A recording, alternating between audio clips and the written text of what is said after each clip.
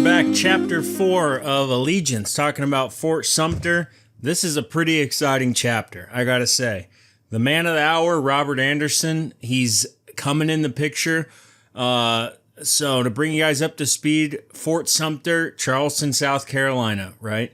So far, this whole story has been taking place at Fort Moultrie, which in this Bay of Charleston, you have this kind of group of forts. You have Fort Moultrie. You have across the bay, you have Fort Sumter, okay? And then you have Castle Pinckney as well as another fort that's kind of, we'll talk about in a second, but it's more like a storage facility. And all these forts are there for the military, placed strategically to keep, an attack from, at bay or not at the bay, if you know what I mean.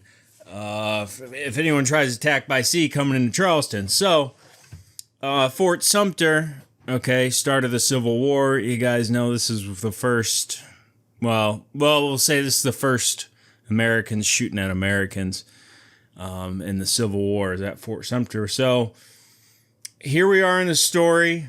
We've been, like I said, we've been talking about Fort Moultrie. We got Colonel Gardner in charge there.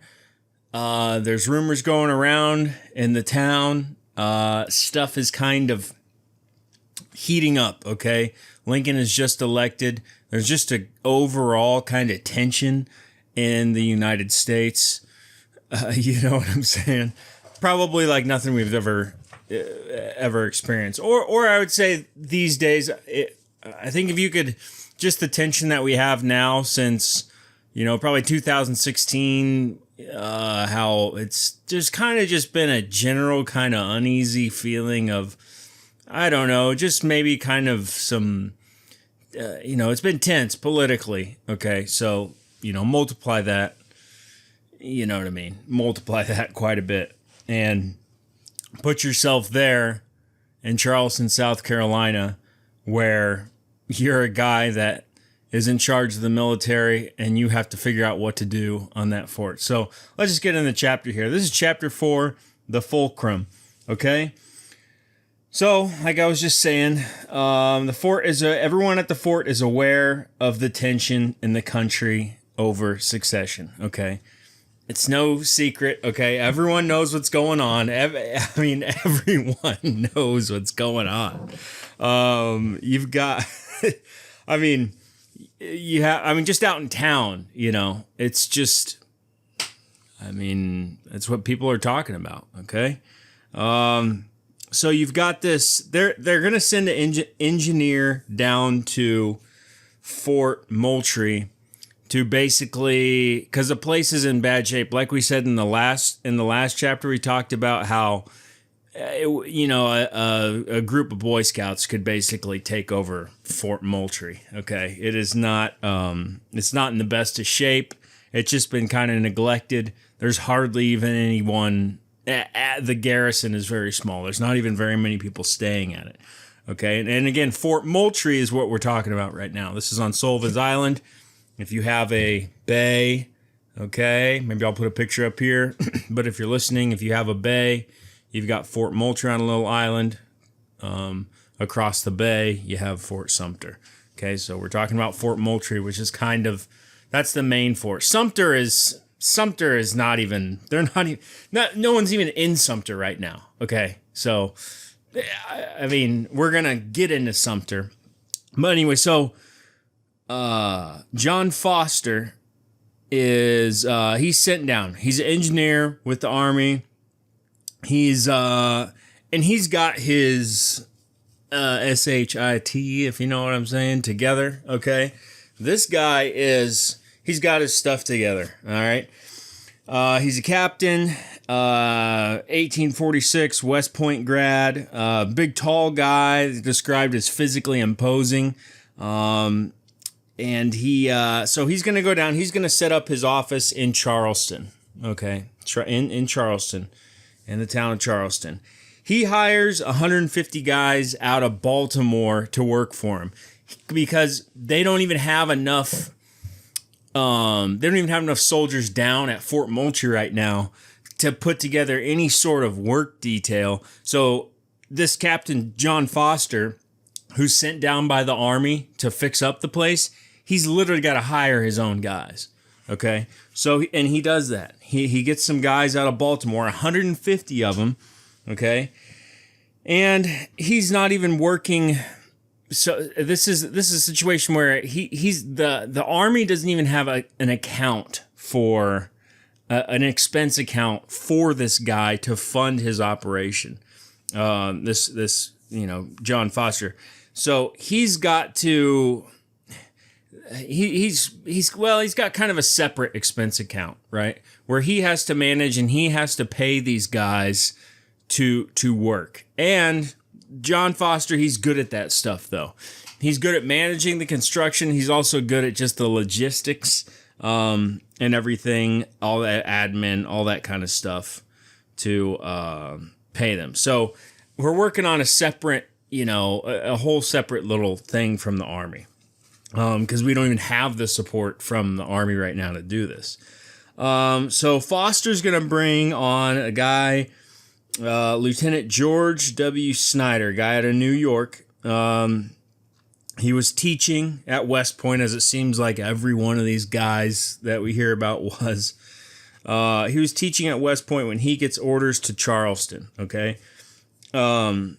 Foster is sent to Fort Sumter with 100 guys, okay? So now we're getting into Fort Sumter.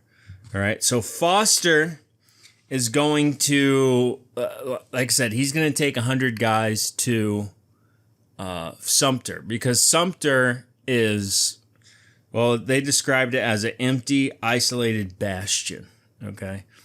Not really much going on at Sumter right now. Definitely hardly a serviceable base for any sort of attack or insurrection that they, the imposed insurrection of Charleston and these secessionists that are getting a little rowdy, So we're going to talk about the forts of Charleston Harbor. Kind of touched in the beginning. But across the harbor from Moultrie was Johnson, or it's a Camp Johnson. Okay. This place is basically being used as storage. Okay, so that's all it is. You got basically a big outbuilding that's being used for storage, and that's referred to as Johnson. Then you got Castle Pinckney. Okay, so of the 3 forts there that are for any sort of, going to be getting any action if there's an attack or defense, Castle Pinckney is basically your last line of defense if someone tries to attack from the sea and come into Charleston Harbor. Okay, they would have to get through Sumter, they would have to get through Moultrie, and then Castle Pinckney is going to be your last line of defense, which is further inland. Okay. So also at Castle Pinckney, you've got guess how many people you think are at Castle Pinckney. I'll give you a second. Okay, the answer is 1 sergeant and his wife and daughter. That's who's at Castle Pinckney right now. So you got 1 guy with his wife and daughter. I mean, first of all, I don't know how he pulled 1 sergeant too. However, a sergeant pulled off the duty that he got to just hang out in a whole fort with his wife and daughter. That's a pretty good duty. All right. So not bad by that guy there. All in all, Castle Pinckney is in good shape. Okay. You throw some guys in there, you fill it up with ammo, top it off where you need be. You're good to go. The place is good shape. It's not like Moultrie or Sumter, which get a little run down and just kind of haven't been kept up on. Okay. So let's talk about staff. Okay, so we're going to talk about staff and line officers. We're just going to touch on it real quick. You got these staff officers referred to as a guy that's going to be more like an admin guy. He's going to be a paperwork guy. He's going to be someone that is going to mostly do most of his work from behind a desk, where a line officer is a guy that's going to be wanting to get in the action. He wants to go and he wants to lead the guys. He doesn't want to be sitting at the desk, similar, an example of this is our buddy Major Robert Anderson, who's going to be taking over Fort Sumter here shortly. He would be what you would describe as a line officer. He always would try and seek out the duties that wouldn't have him just sitting behind a desk. Okay, Robert Anderson. But so just kind of keep that in your mind. Staff officers and line officers. Okay, so we're going to get into fixing up Moultrie now. We got John Foster kind of running the show, right? The engineer that the Army sent down. Trying to fix everything up. So the first thing he does is he's going to dig that sand away that we talked about last chapter. He's going to dig the sand away from the walls, plus a 15-foot wide moat. Now, real quick, sand has just blown up against the walls of the fort, almost to the top of the wall, so you can basically just, walk right in and drop right into the fort, which, that's not good.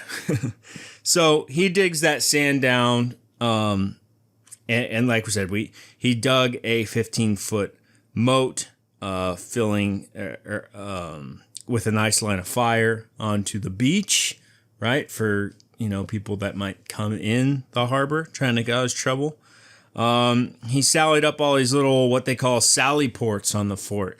They're just these little narrow doorways where you could basically kind of pop out, and I guess they would call it a guy could, they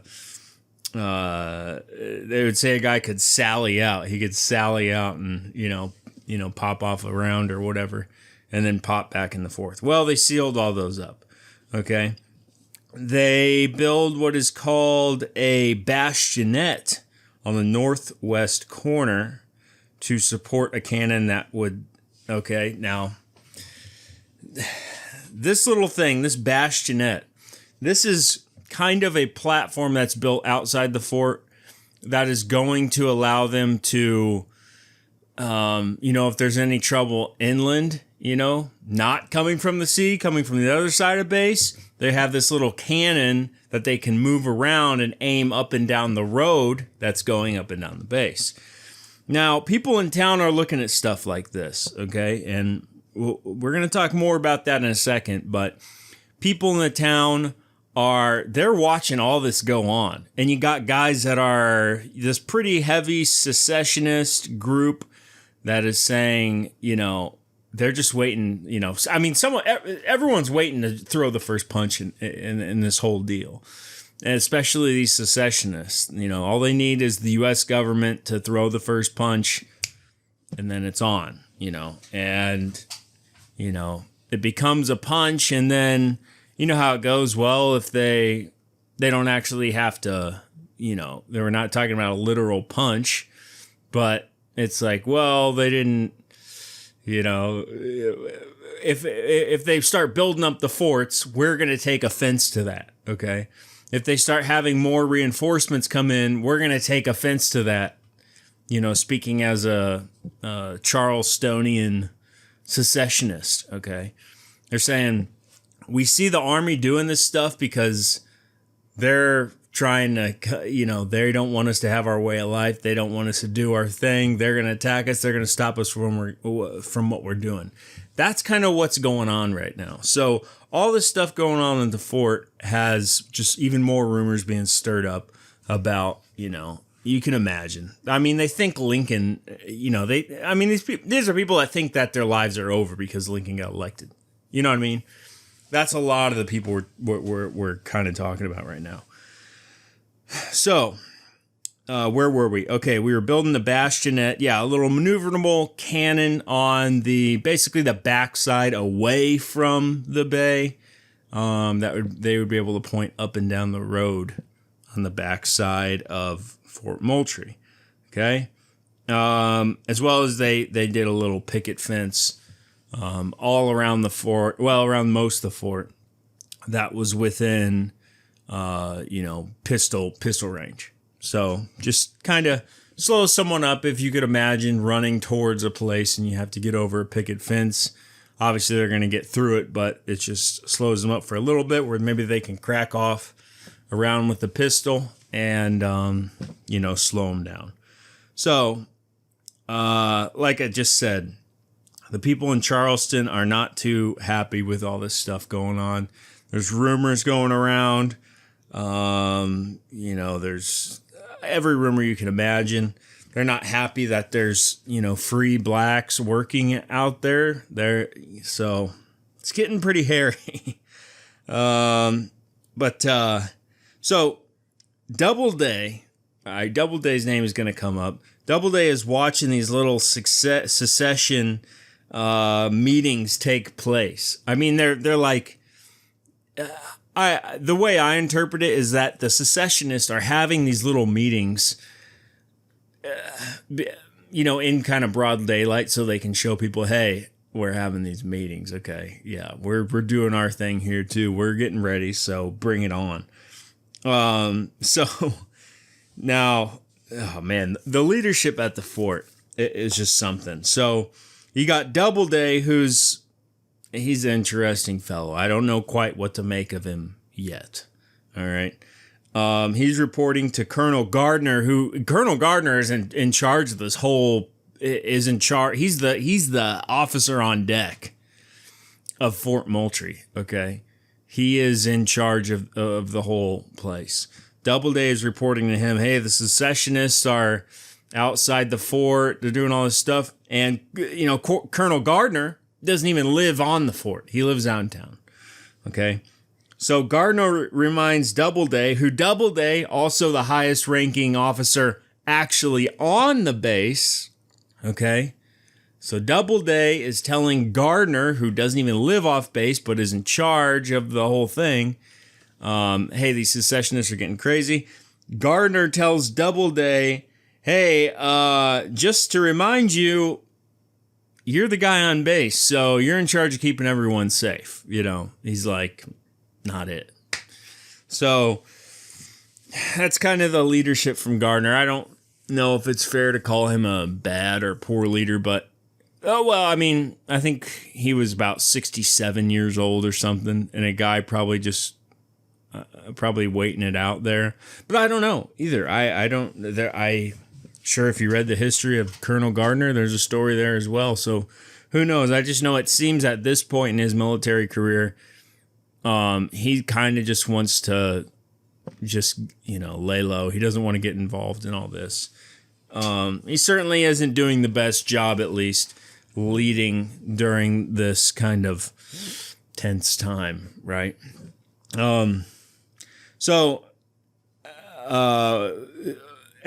Like we were just saying a second ago, the secessionists are having these meetings out in town.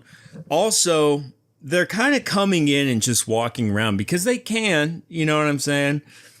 It's not, they can come on Sullivan's Island where Fort Moultrie is and just walk around. People do that currently. It's, people go in there and hang out.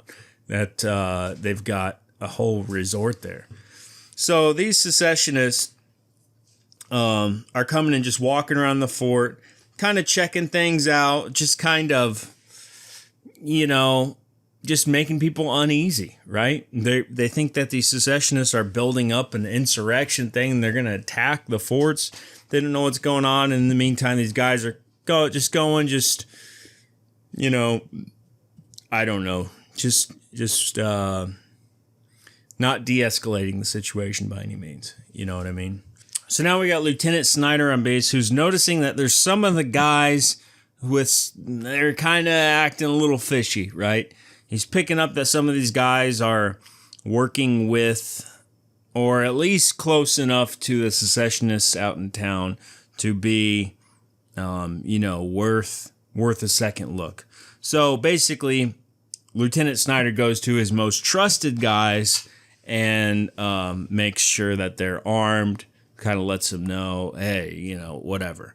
Well, Colonel Gardner, remember, who's in charge of this whole thing, he doesn't really trust any of these guys, okay? He's like, whatever, you got your guys, you don't trust these guys, you're having these guys are armed, I don't trust them, I don't even know if I can trust you. We need reinforcements, okay? We gotta get reinforcements. Please send us some reinforcements, okay? Also, the fort needs a resupply, badly. There's like, I think 2 to 3 months of stuff left at this point, which for, a military fort that he needs to receive reinforcements at is not enough, because you get reinforcements. Now your 2 month supply is what, a month or whatever. So Gardner decides to send this request for reinforcements the day after that Lincoln is elected. Okay. Gardner decides that he needs to resupply the fort the day after Lincoln is elected. Now, like we were talking about before, when people see any movement on this fort that looks like anything besides them doing their day-to-day stuff, but when the secessionists and the people out in town that are tossing rumors around see things going on at the fort, the rumors get even worse. So now, and like I said, when Lincoln was elected, these people were losing their minds, right? So November 6th, 1860, he was elected. November 7th, 1860, Colonel Gardner, in charge of Fort Moultrie, decides, hey, you know what? Let's go into our storehouse. We'll have to go into town and let's get supplies, right? Let's resupply the base. Let's get a bunch of ammo. Let's get a few wagons full of ammo and boat them over here. No one's going to say anything. So why he did that, I don't know. That doesn't seem like the smartest move given the times. Nonetheless, a guy named Captain Truman Seymour decides to take the mission. He takes some guys wearing plain clothes so they can kind of blend in and not draw attention to themselves. He takes them into the loading area that's, on the mainland, basically. So as he's loading up, you have this group, the Vigilance Committee. These guys, okay? The Vigilance Committee is basically, they're a Vigilance Committee, okay? Remember the first chapter, they're the guys who we were talking about how there's rules where the freed black population would have to, be in their houses by 10 p.m. and stuff like that and abide to all these curfews. Well, the Vigilance Committee were the guys that were riding around the streets on horsebacks, making sure that they weren't, out of their house, past 10:01. So these were the guys that were enforcing the rules where, like we talked about, there's a lot of people that probably, I would probably guess by this, there was a large number of people that, going back to what I was talking about with, curfews for the freed black population in Charleston. There's a lot of people that didn't care, they didn't care if, a black person was out of their house past 10. But you have this Vigilance Committee, which is obviously that is going to stand out pretty much, their presence, if they're literally riding around on horseback.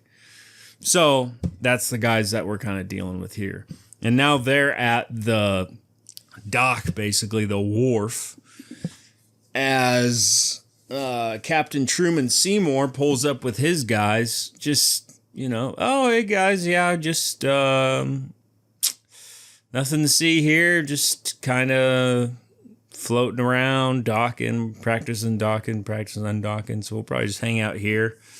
Well, they're not buying it, They, and basically as Truman Seymour is loading all this stuff up on the boat, their resupplies, okay? The Vigilance Committee is like, hey, you're not leaving the dock with that, And he's like, oh, come, you guys, give me a break, cut me some slack. They're like, no. You're going to have to get proper authorization from the proper authority to get these supplies, okay, from the town of Charleston. So the guys have to unload the boat, right? Because this Vigilance Committee, which I'm not even sure, how, legal their whole deal was. But they basically bully them back to Fort Moultrie. No supplies with them. So Captain Truman Seymour's little plan to take a couple guys in and resupply the fort quietly without drawing attention didn't go well. The Vigilance Committee bullies him back to Moultrie. He says, okay, well, plan B, guys, because I don't have any supplies with me. So Colonel Gardner gets a request by the mayor of Charleston, okay? He gets a request written by the mayor, approved, that they can go and get supplies, all right? Gardner's kind of scared at this point, though. Colonel Gardner's kind of scared. I mean, like I said, the tension every day, especially after November 6th when Lincoln was elected, every day that goes by, the tension is building, okay? Gardner's kind of scared because I really don't think that I think he's trying to get out of any conflict. He's trying to avoid conflict at all costs, okay?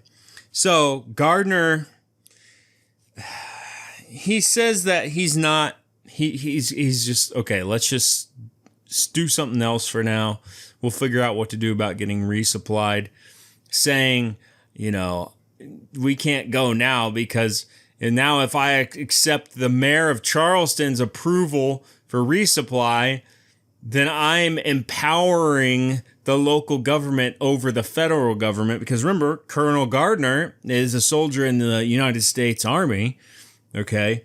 So what his reasoning is, well, now if I go and get stuff, it's saying that the federal government, the United States Army, needs permission from the mayor of Charleston to get more ammo. Is there maybe something to that? Yeah, but I think overall Colonel Gardner was kind of using that as an excuse just to kind of, like I said, avoid conflict. So now Edmund Ruffin is in town. Okay, moving on here. Edmund Ruffin is in town, which you can remember. He wrote a whole report about how easy it would be to siege Fort Moultrie. Okay, so he loves to observe stuff, and he's gonna observe some more. He's seeing what he describes as a mobocracy. Okay, he's seeing, like we saw the Vigilance Mob bully the United States military from getting supplies. Okay, so yeah, it's pretty crazy there.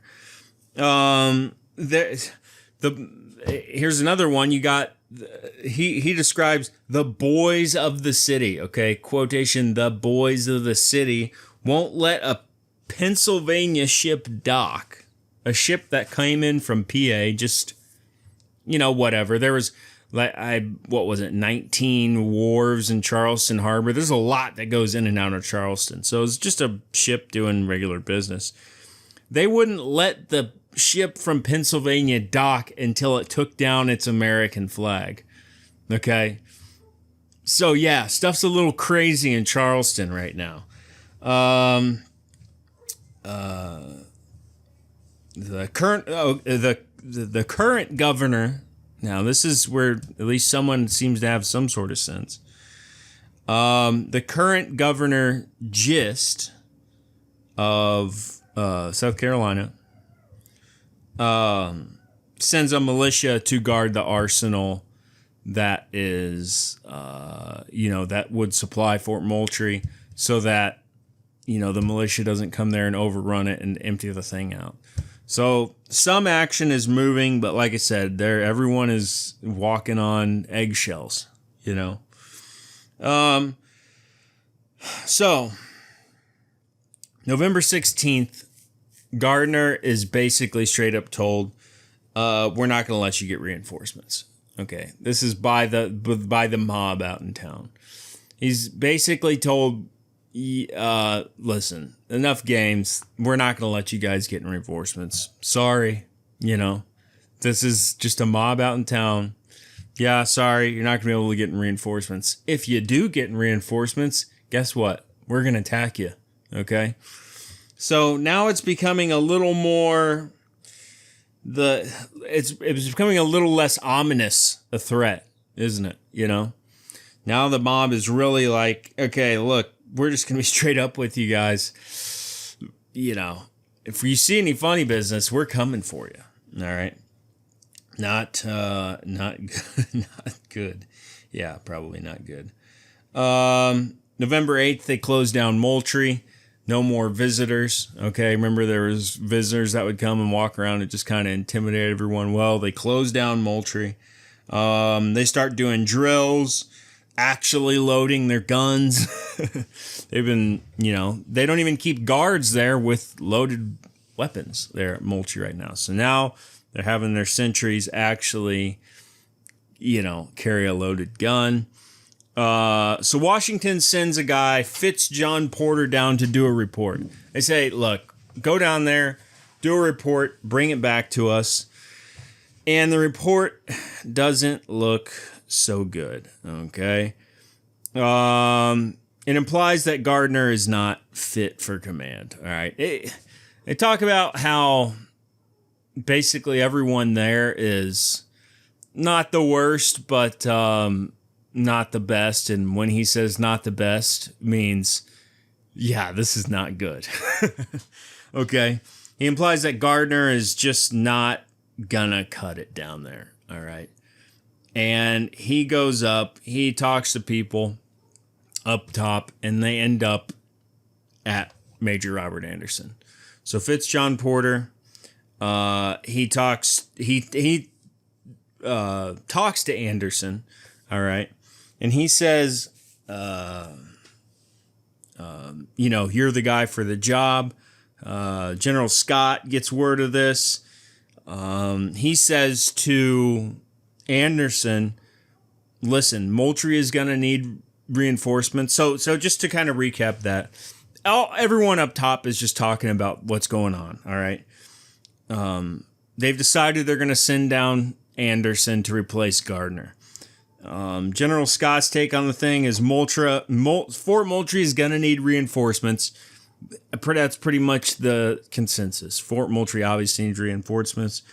And if you don't get them, basically, then put all your efforts on Sumter, okay? So, Anderson writes Jeff Davis, different Jeff Davis, saying he can't work at West Point anymore. Davis later, no, I'm sorry. There's another Jeff Davis down the line. Anderson writes Jefferson Davis saying, I can't work at West Point anymore. Got to go down to Moultrie. I'm going to try and take care of things down there.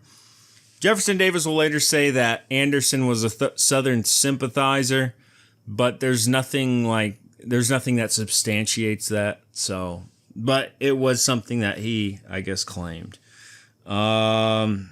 which is important. You know, it's just one more thing. You know, there's been a couple attempts, I feel like, to paint Anderson as a Southern, more on the side of the South, even though my take is that he's kind of just on the side of the military. Okay.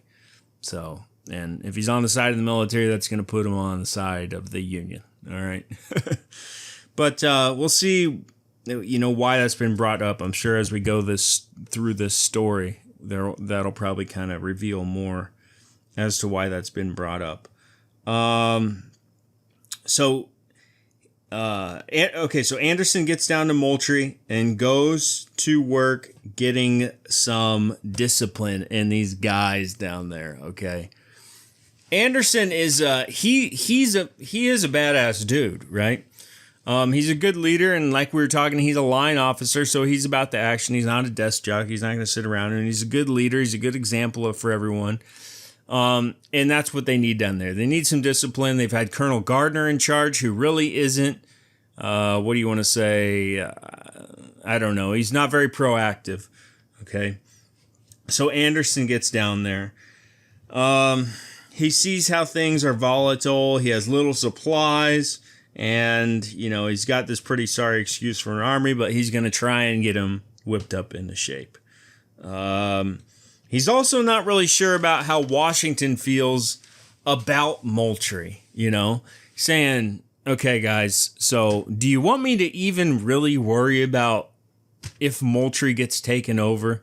Because basically, here's where we're at. We can't hold Moultrie against an attack if we don't get reinforcements. If we get reinforcements, we're going to get attacked.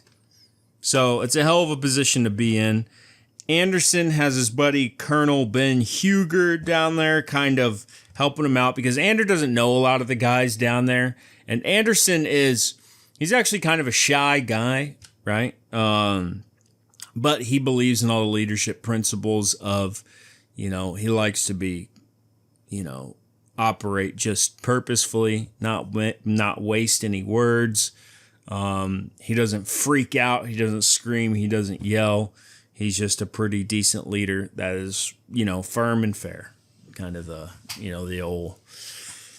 old saying. But and on November 28th, Anderson reports that, in fact, like we just said a second ago, if he doesn't get any supplies, he's just going to have to move this whole thing to Sumter. Okay.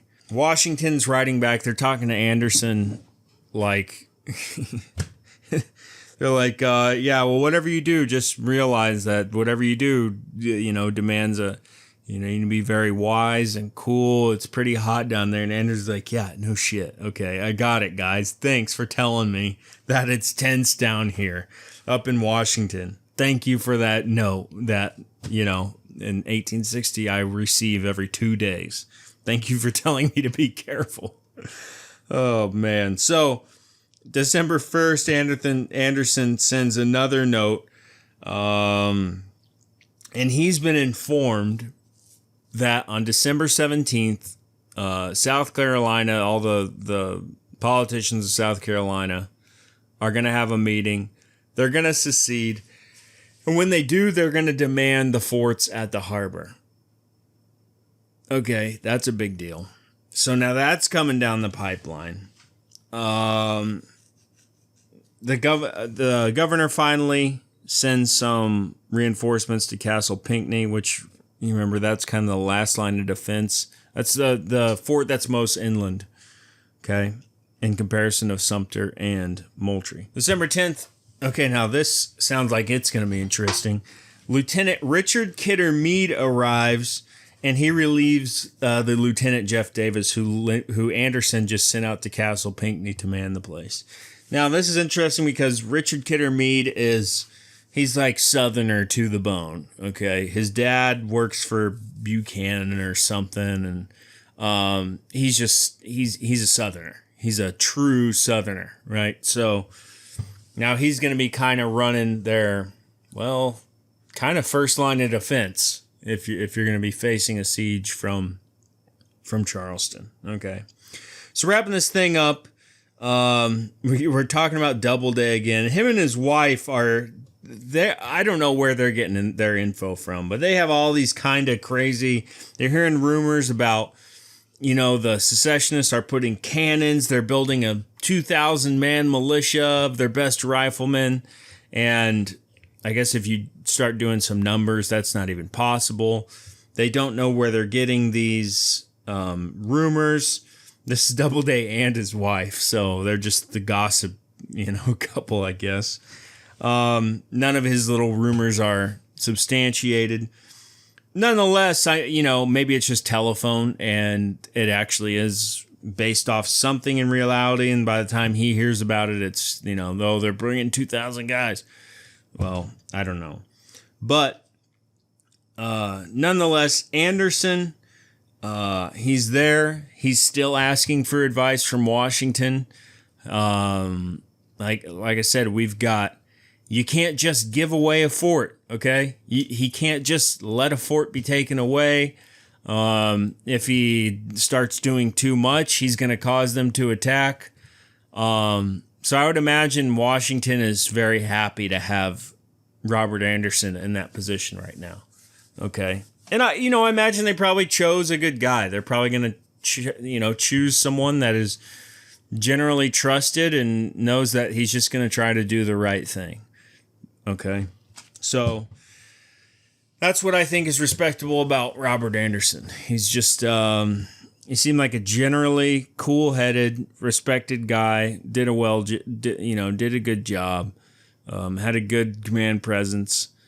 Had a really good base of good leadership principles, and just the stuff that makes a good military leader. And he, despite whatever these rumors.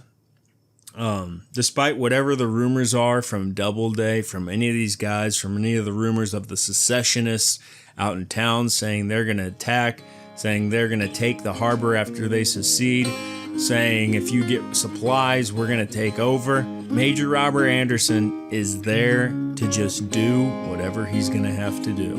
And he's just going to handle it one thing at a time. So, that's a good place to leave off. I believe we're going to start getting into some action here. Like I said, it is heating up pretty good. So, see you guys next time. Thanks for watching or listening, and I hope you enjoyed it.